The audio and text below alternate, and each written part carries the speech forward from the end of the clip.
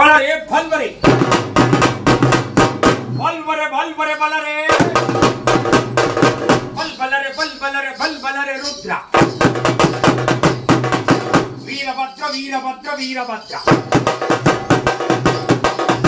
ಶಿವರುದ್ರ ಮಹಾರುದ್ರ ಶಿವರುದ್ರ ಮಹಾರುದ್ರ ಶಿವರುದ್ರ ಮಹಾರುದ್ರ ರುದ್ರ ರುದ್ರ ರುದ್ರ ರುದ್ರ ರುದ್ರ ರುದ್ರ ಶಿವನ ಮಗ ಭದ್ರ ಕಾಳಿ ಗಂಡ ವೀರಭದ್ರ